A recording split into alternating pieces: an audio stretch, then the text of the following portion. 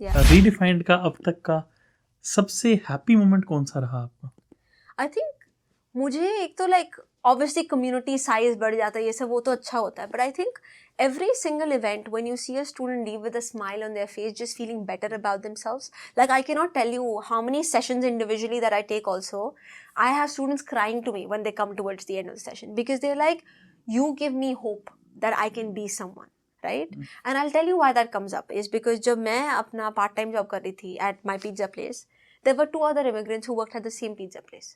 One had 10 years of work experience from back home in India, one had 5 years of work experience from China, right? Both started part-time while they were students, and today they were working full-time there. And it had been 3 years since they have been working full-time. Me as a student, or any student, imagine who will be at the same workplace, अगर वो उनसे बात करे, उससे लगेगा भाई ये तो मेरी भी लाइफ है आगे, right? क्यों बोलेंगे मैं तो जीरो एक्सपीरियंस के साथ आ रहा हूँ कनाडा, और अगर इनका ये हाल है तो मेरा तो क्या होएगा, right? But it's only जब आपको सही लोग मिलते हैं, सही एनवायरनमेंट मिलती है, सही उसी से सही अपॉर्चुनिटीज मिलेंगी, सही रिसोर्सेज मिलेंगे और सही गाइडेंस भी मिलेगी. गाइडेंस देने वाले बहुत हैं, ज़रूरी नहीं सबसे लो, राइट? हम भी जो दे रहे गाइडेंस है ज़रूरी नहीं लो सबसे, right? Anyone listening also take it with a pinch of salt because जो हम बोल रहे हैं is coming from our context and understanding, right? Exactly. तो वही आई फील लाइक वही प्रॉब्लम हो जाती है कि स्टूडेंट्स को इसलिए बिलीव नहीं होता ना क्योंकि हर पर्सन के पास वो जाते हैं. One student even told me this, she came crying to me and she said Ritika I want to start a business, but every person I go to with a business idea वो कहता है PR ले ले, पहले ये काम कर. कहते नहीं करनी मुझे टिम हॉर्टन्स पे जाओ, तो मैं मत कर.